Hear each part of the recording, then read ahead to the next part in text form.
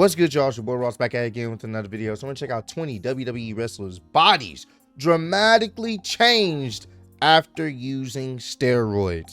Now, for those who don't know, steroids were definitely used, especially in the earlier days of wrestling, because the idea was to look as big as possible, as muscular as possible. You're supposed to look larger than life. Essentially, you want to look like a superhero out there to the regular everyday fan. And Vince McMahon, being one of those guys that was into bodybuilding and stuff like that, he wanted his top guys or his stars to look bigger and larger than life. And a lot of times, if you had a great physique, it would get you by in comparison to, you know, someone that didn't have the best physique. You would be pushed more to the top of the card looking a certain way. Even if your wrestling ability was not there, he would still give you that opportunity because you looked the part. That's literally what it is. Now, granted, in certain situations, you still want to look the part for certain, you know, wrestlers, but it's not as demanding to be the top guy and to look the part, which is kind of crazy how times have changed. Some of the most over individuals weren't the biggest, the buffest guys. It became more about the characters and the wrestling ability that a lot of fans started to care more about. So it's crazy how times have changed, and we're gonna check out some of these wrestlers that ultimately changed their body to, you know, kind of get higher up on the card and be seen more. Appreciate all love, support. Let's check this out. Wrestling Flashback. They never miss with these dope type videos, man. Back in the day, WWE was a hub for muscular, boosted up physiques where wrestlers were more likely to get a push if they were completely jacked. I just said it. Out of shape when I went back, and guys were ribbing me and everything, and you best believe I got home and yeah, I was pounding stuff. But maintaining such an enhanced look for an entire career just isn't possible. Vince McMahon is probably thinking, do I want a diminished, thinner Hulk Hogan as my centerpiece, advertising to my audience how important steroids were to his look? So Vince McMahon had to shift his focus to smaller wrestlers who were more athletic. Instead of we love Hulk Hogan or Hulk May live forever, it's just sign up that said, hey, did you take your shot today? There have been countless wrestlers whose bodies have changed when on and off cycle. I realized that my size would work in my benefit. And today we're highlighting them by showcasing 20 WWE wrestlers whose bodies were physically altered thanks to performance enhancers. Drug-free sports entertainment that you and your entire family can be proud of. I took steroids. I'm not anymore. By looking at his first and second WWE run, we can see how Brock Lesnar's body changed considerably. Between leaving and coming back, Lesnar had to alter his physique to one that was more conducive for fighting in UFC. Do you realize now what position you're in, Brock? Look at the shape Brock Lesnar's in. Fans speculated if Lesnar was ever on anything, but he was vehement in denying how he's never failed a test. You're just so big, and you come out of the world of pro wrestling. We're done. He said, we're done. Thanks, guys. I have never failed a drug test. That was until 2016, when Yeah. Brock was found with a banned substance in his system after returning to fight in the UFC. Lesnar used an anti-estrogen agent that raises natural testosterone levels in the body while counteracting the side effects of anabolic use. This resulted in a 1-year suspension from the sport. Though Brock never fought again outside of his sole return bout. Triple H was at his absolute biggest after returning from injury at the start of 2002. The game came back utterly gigantic. While there's no actual proof or admission Hunter was ever on gear, you don't even have to surmise that he was, based on how he looked in 02. Yeah, nah, he was he was jacked. But that was, I'm sure, for him returning and trying to be at the top of the card once again and having that physique, you know, because when you're out with injury, you kind of have to wait to recover and stuff like that. So you tend to lose muscle mass because you're not in the gym pumping iron. You're waiting to recover. Then when you have to recover, you got to rehab. So you can't go as hard as you normally would want to. So there's a lot of things that go into that. And I'm sure he wasn't trying to come back smaller. He wanted to make a big impact, and he did. So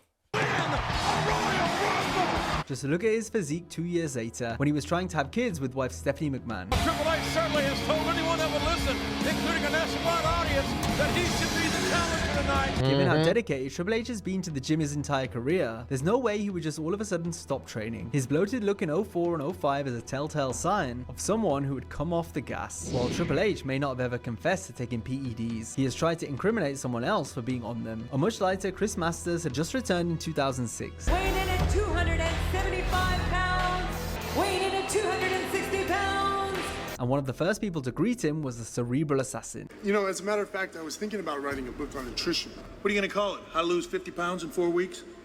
Yeah.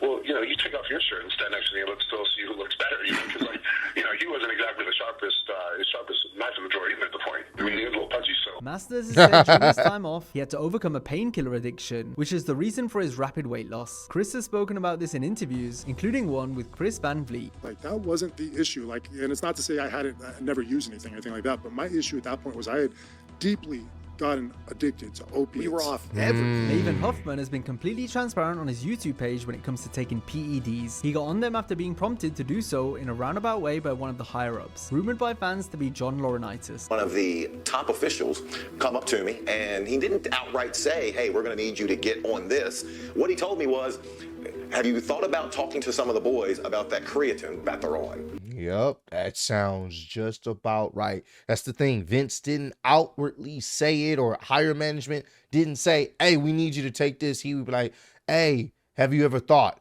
Because they're throwing you a bone, essentially, hey, maybe you should, or have you ever thought about it? Because that would, you know, incentivize us to potentially push you more. And it's all about being pushed more, being seen on TV more, because then potentially your merch sales go up. You want a bigger payday. You trying to feed your family. So they're not going to say it. They're just going to allude to, hey, maybe you should. They suggest something. I asked around, said, am I hearing what I think I'm hearing? They informed me, yes, you are. I still remember getting called into the office and pulling up a piece of paper and going, Maven, you popped positive on Winstrol, Deca, a little bit of marijuana, and some painkillers. Don't let it become a habit. And out the door I went. My second promo shot. Damn. I'm not getting those results without these performance enhancers. Maven felt he had to be enhanced, otherwise he wouldn't look believable against bigger opponents. And it's no surprise that the biggest push of his career came during the period he looked most shredded. And the classic Survivor Series elimination Yep. man tag team match. Number of in class to meet the best in the business. Maven, wait a minute. Yep. During his run in WWE, Maven has said that up to 90% of the roster were on the gas. The Rock was Maven's favorite wrestler and someone who helped pay the former Tough Enough winner's road expenses during his first year in the business. The Great One said he took anabolics for a brief period. Oh, wait, what? I didn't, hold on. The Rock was Maven's favorite wrestler and someone who helped pay the former Tough Enough winner's road expenses during his first year in the business. Wow. The Great One said he took anabolics for a brief period during his football career. However, fans certainly took notice of how enormous The Rock started to become in 2010, after years of slimming down after transitioning to Hollywood full-time. It was, now let's not go to the gym as much. Let's lean down, slim down, so you can be like everybody else. Yeah. I realized that my size would work in my benefit once I decided to embrace who I was. Rock even went on to remove his gynecomastia with the help of surgery, which Cena couldn't wait to point out during their feud. You won't be making no more movies. You gonna need surgery on your face just like you had it on your boobies. It's all speculation as to whether he's natural, since the People's Champ has denied being on anything, although experts disagree. I see him jacked up on steroids because I know when someone's on steroids because superstar Billy Graham is taking steroids. Nevertheless, the Brahma Bull has maintained Oh his yeah, peak. there a lot of people have said this. Hey, he'd be like, oh no, I'm not on steroids. Bro. He's like one of the few people in the world that when they were younger, they were, you know, in relatively good shape in WWE in his prime, you know. But then outside of WWE, and he's one of the biggest move stars in the world, he's now more jacked at his age. Not saying you can't do it, but it's one of those things where it's like, come on, bro. You make your former self look smaller than what you are now. Not to say you can't grow mass, but I don't know. I just, it does look suspicious. It doesn't look all natural. That's all I'm saying. And people that actually do weight training and stuff, they're like, wait a minute, that just don't look natural. But hey, it works for him. You know, if he wants to deny, he can deny, you know, I guess. TV jacked up appearance, looking more cut than ever during his WrestleMania 41 showdown in Philadelphia. Rock and rolling. teaming together for the very first time in their careers. Understand a win for them means that bloodline rules. One of The Rock's dream opponents who he never got to wrestle is Rey Mysterio. Standing at no more Oh, than wow, 5 foot, really? Mysterio wowed audiences in the 90s. In WCW, his highest weight was probably around 155 pounds. And how about that new and improved physique on Rey Mysterio Jr.? Obviously, there was no slacking off during his rehab. He's come back from serious. I'm gonna put it down in Phoenix, Arizona. Not to mention the injuries. The added weight altered his style compared to his WCW days. Meanwhile, the heavier frame likely contributed to the knee problems he endured given all the extra weight he was now carrying. Ray's knee is far from normal. Superstar Billy Graham was a pioneer for steroid use in the wrestling business. Oh yeah, I was a pioneer, and it was of course legal. He was also one of the most emulated wrestlers ever, but from a physique standpoint, he set the standard for others to Yep, follow. he At did. his peak, Superstar was as big as Arnold Schwarzenegger. Yep. Graham's appearance radically changed after returning to the WWF in the 80s. He was much leaner and wasn't nearly as successful as before. Graham has been an open book when it comes to his gear use. He says the steroids have completely destroyed the bones in his right leg and also made him sterile. They've ruined my wrestling career. They've totally made me a cripple for the rest of my life. I'll never be a normal man again. I had been taking steroids for 5 years before I started wrestling in mid-60s. He continued to give wrestlers warnings and advice regarding the topic up until he passed. Superstar lived until he was 79, but the last 20 plus years of his life were riddled with health issues. No one copied Billy Graham more than Hulk Hogan, especially when it came to look and presentation. Hogan also has a long history of using performance enhancers, but don't take my word for it. I injected Hogan with steroids many times. Many times. A dozen, hundreds of times. He said hundreds of I times. myself personally have injected Hulk Hogan with anabolic steroids. Oh, he told me he'd been taking steroids for 1 full year at the time I met him. I believe his surgeries, all of his operations are linked to steroid use. Hulk was noticeably slimmer after getting off the gas, particularly in 1993 and 94 towards the end of his WWF run and start of his time in WCW, which was unsurprising given this was the period coming off the infamous steroid trial. But we saw many physiques change as a result of the crackdown on roid use after Vince McMahon was indicted by the United States government. Hogan is granted immunity for anything he would reveal on the stand about how he got his steroids from Dr. Zahorian while working for McMahon. Vince didn't go to jail for 17 years because of me. Instead of we love Hulk Hogan or Hulk May live forever, I see a sign up that said, hey, did you take your shot today? Vince McMahon is probably thinking, do I want a diminished, thinner Hulk Hogan as my centerpiece, advertising to my audience how important steroids were to his look? So Vince McMahon had to shift his focus to smaller wrestlers who were more athletic. Speaking of Vince McMahon, during the trial he was confirmed to be a roid user in the years leading up to the case. Prosecutors say McMahon, who admits being a former steroids user himself, is a corporate drug pusher. It wasn't illegal to buy steroids from a physician. I bought some from him. But if you look at his physique after he began wrestling at the end of the 90s, he certainly looked like someone that was still chemically enhanced. Vince usually wrestled in a shirt. The reason for this was probably because he displayed signs of gynecomastia in his pectorals, which is an indication of anabolic use. Look at the boldness! Give me a break! Call the coup de grace! He wants to put the finishing touches on Stone Cold Steve Austin! Unbelievable shape for 60 years old. And like that is amazing. In his later years, McMahon was still in shape despite looking incredibly old, all throughout his face and through the skin on his body. McMahon gets it, so oh my God. Nobody's stopping him now. Oh my God. Caught up in this. Oh Jesus. After overcoming the US government in court, one of the next big moments. And the thing is, like Vince, you know, he was a guy that loved to work out too. Well, we've heard that plenty of times. He's a guy that loved to work out almost every day type shit. So, you know, but he definitely was using it. You know, he was into the bodybuilding and he wanted to, you know, have a similar physique. So he was definitely on the shit. Moments where Vince was under fire over steroid use in WWE was during the Benoit family tragedy in 2007. Benoit's usage lasted for pretty much his entire career and was said to have contributed in some form to the decline of his mental state. My understanding is that Chris Benoit was using steroids from when he was in high school. Benoit's doctors was prescribing a 10-month supply of anabolic steroids to the wrestler every 3 to 4 weeks. There's no correlation between taking steroids and what happened to Chris Benoit. Human beings are flawed. Yeah, this mental meltdown that he had, massacring the innocent, that was far beyond steroids or any kind of a chemical. But if we go back, we can see how much more enhanced Chris became as the years went on, which peaked when he went to WWE, the so-called land of the giants. Benoit believed if he wanted to receive a sustained push and reach the top of the industry, then performance enhancers were the only way. And my words to Chris at that time were, Chris, You're a very accomplished wrestler. You have the ability to go in and wrestle. Why are you doing these things? And his response to me at the time was, Dad, if I want a job, I have to. Benoit's best friend, Eddie Guerrero, experienced the exact same challenges as Chris, resulting in prolonged usage of anabolics that ultimately contributed to Eddie's demise in the form of an enlarged heart. Like Benoit, you can see Guerrero's body change as he begins to be featured more and more on television. The match thrown out, trying to get disqualified. Make no mistake about it, and without a doubt, you said Rey Mysterio Jr. Yeah, he was jacked, bro. 1, 2, 3, new Intercontinental Champion, Latino Heat. Don't interrupt me when I'm talking, Esa. The opportunity somewhere down Yeah, he was jacked, bro.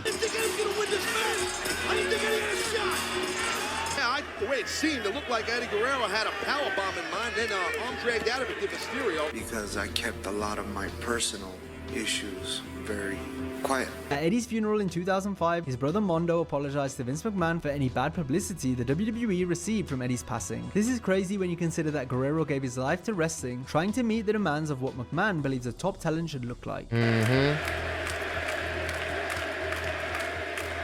Vince, on the other hand, takes no blame for the tragedies, such as that of Guerrero and Benoit. Comments the then chairman made in 2003 still reflect his thoughts to this day. I would accept no responsibility whatsoever for their untimely deaths. I mean, they wrestled for you. They were part of your organization. They worked a couple of hundred nights a year for you. They lived this lifestyle. Oh my God, you can't believe the way you're giving me the old sympathetic No, I'm not. stuff? I'm honestly curious. Because I told you, these individuals worked for our organization at one time.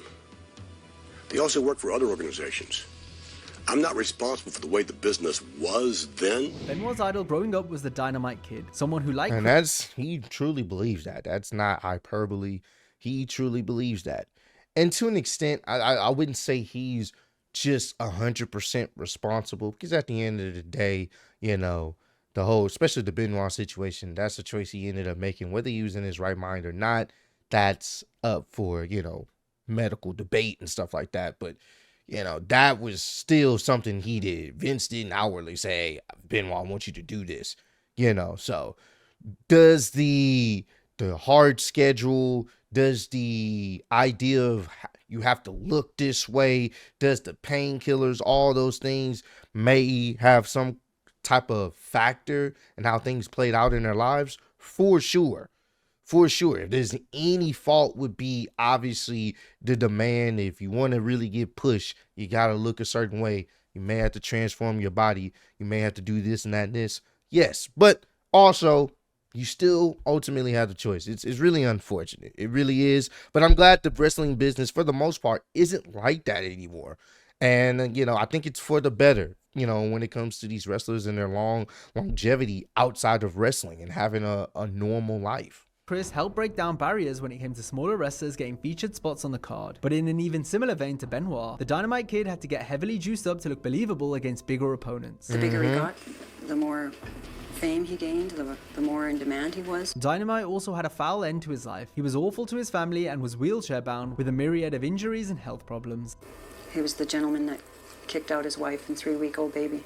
And do you blame it all on the steroids? Yes. Lost the use of his legs. A pin sticks out from one of his toes. Jeez. He readily admits wrestling did this to him. Good match. The majority matches were good. His final matches took place in the mid-90s, where he was much smaller, looking completely unrecognizable. Tom returns to Japan for a comeback match.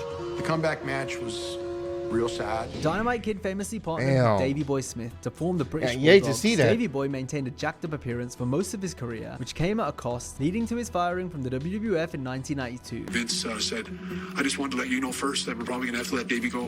He was getting growth hormone through some dealer in England. Smith became addicted to morphine after an injury suffered in WCW. Then during his final run in WWF in 1999, the Bulldog looked very unwell. He was heavily medicated and hooked on painkillers due to past injuries. This meant he was essentially a ticking time bomb. So when he came back, he was no longer on any enhancement drugs. I had him in rehab Then Vince McMahon put him in rehab. Then the police put him in rehab. His heart ultimately succumbed to this cocktail of medication, which included roids, as he passed away in 2002. In 2006, Test debuted on the revived ECW brand. He was a lot more jacked up compared to his previous run, but not in a good way. Test had a visibly distended belly, a clear sign of roid use. Booker T follows the mount. Ooh. Oh my God.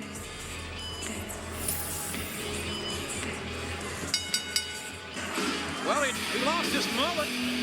What? A nice haircut. Guy you think he likes, but his ribs are killing him from that extreme elimination chamber. It was substance abuse that led to not only Test's departure for a second time, but ultimately his premature demise as well. In a chilling final interview 17 months before his passing, Test looked to have turned the corner in his life after getting sober. Just turned 32 years old and went to 8 funerals this year. I mean, I shouldn't be going to funerals at 32 years old. It opened my eyes. It made me take my foot out of the grave and step back and say, what am I doing? Do I want to join that club? Hell no, I don't want to join that club. So either you clean up and straighten up, or you lay down beside them. I took back, straightened up, and I feel great. However, Test would once again struggle with substance abuse through 2008 and 2009, and as a result, he passed away in March of 2009. In 2003, Test tagged with Scott Steiner, who had recently debuted his gargantuan frame in WWE. If you didn't watch World Championship Wrestling, then the last time WWF fans saw Steiner was in 1994. He was still big back then, but nothing like the big Papa Pump persona he would later morph into in WCW. And I'm the champ. Big Papa Pump is your hookup. Holler if you hear me. And they called me the Daddy. That's the big bad booty. Anytime I see him, Samoa Joe, he's fat. It's always funny, bro. Daddy. I'm Big Papa Pump. Scott Steiner. Genetic freak. Big bad booty daddy. My freaks call me Big Bad Booty Daddy. As the Big Bad Booty Daddy, Scott had a freakish, almost grotesque looking physique. They're bigger than ever, JR. It's very impressive, King, but as you know, it's not bodybuilding. And Scott Steiner dropping that big, look at it, little push-up. What Steiner is thinking, he's trying to get the referee to stop because of blood. When it comes to the use of performance enhancers, Steiner has never admitted to taking juice, nor has he ever failed a test. There was one occasion where WWE asked him to take one, but Scott would only do so if Triple H took one with him. Wow. That was basically my fuck you, I'm like, yeah, tell that motherfucker to pick up a limousine and we'll go down together. So I know that motherfucker's hot, juices and gills, man. Fuck you. Damn. Lackey in WCW was Buff Bagwell, and like Freakzilla, Buff was one of the company's big body guys. And given his name, the physique was going to be Bagwell's main selling point. If your life's your body and your name is Buff, pretty much you better come looking right. I should have been smart enough to call myself Fatty Cake. Therefore, there was even more pressure on him to stay jacked year round. It's why instead of going on and off cycle, he stayed roided up 365 days a year. On his Marcus Buff Bagwell YouTube channel, Buff's been very open in terms of what stuff he was on back in the day. He began using in high school and continued all throughout his run on top. You get on a low dose and you remain on year round. When it came time for testing, I had a guy that was clean that would pee for me in a cup. I can give you exactly what I took, and it don't mean you're going to look like me. You got to put the work in. I have zero regrets from it. It didn't do anything to cause any problems in my life. In 2002, Edge began to experience serious neck issues. And for some people, it didn't affect them negatively for the most part. So for some people, it was like, hey, I have no regrets. I'd do the same thing over again if I had to. That forced him to miss over a year of action. When he came back, he maintained the good physique he had before. He's a handsome man with a great physique, and he's a young man with the long hair. But throughout the next year, the Rated R superstar's body began to change. Edge said he stopped weight training during this time due to his injuries. But in 2005, he admitted to taking juice in the past to help recover from his neck injury. Have you ever juiced? I have. Yeah. Why'd you stop? I didn't like the way I got to the point where I didn't feel comfortable in the ring. To me, I wanted to be able to just go.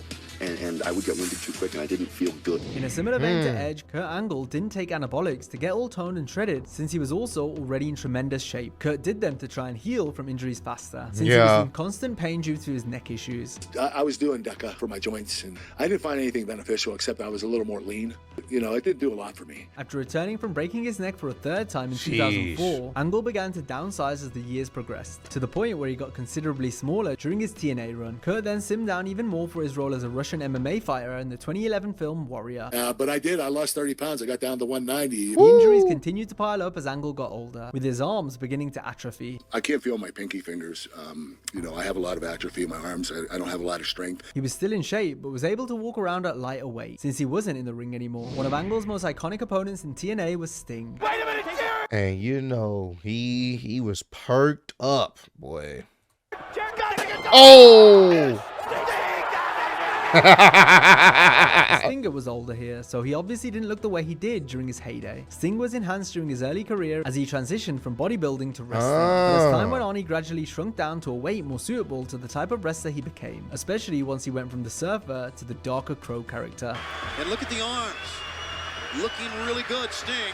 Sting's attire now covered his torso, and he didn't need to be super jacked anymore with beach muscles. Sting broke into wrestling with the Ultimate Warrior as his tag partner. The Warrior was a bodybuilder like Sting. So they were Rock and Sting, the Blade Runners. They were going to be our new, younger Road Warriors. Two roided out young men. But unlike the Stinger, the Warrior maintained a much more roided physique for his entire wrestling career. This was in keeping with the Warrior's comic book persona as a crazed, otherworldly, energetic, alien-like menace. That stopped in 1990 for me, so yeah. It didn't stop for him, but it stopped for me. I think there's a certain level that athletes reach where they have to make a conscious decision as a mature adult whether they're going to play by the rules it will take to be the best in the world. I saw it as a sacrifice I was willing to make. Yeah. In the controlled, non-abusive way that I chose to do it. I was building a security up in my life in other ways by making these sacrifices. I didn't abuse my body in other ways. Now, if you enjoyed this video, be sure to check out a similar video. Yeah, nah. The Ultimate Warrior, you can tell he was juiced up. And a lot of these guys were. And this was just a testament to them wanting to be the top guy and realizing, hey, if I want to be seen on television and get pushed, I'm gonna have to do this. Obviously it comes with working out and stuff, but that was the sacrifices. Not saying that it was right, but that was the wrestling business. That's just what it was. It was a unfortunate thing that a lot of these guys, had to take these type of drugs. Well, they didn't have to. It was implied it would be better for you, for your career, to do that. And then, a lot of times these come with side effects. So it's just one of those things where I'm glad the wrestling business isn't that way now. They're more so about your wrestling ability. Yeah, they want you to have a nice physique and stuff like that. But there's a lane for different wrestlers and different body types now in wrestling, which I can appreciate. Comment down below. Let me know some other wrestling videos y'all want me to check out. I definitely will. Appreciate all the love, support. Road to 150K. Appreciate y'all kicking it with me. See y'all next one. Peace.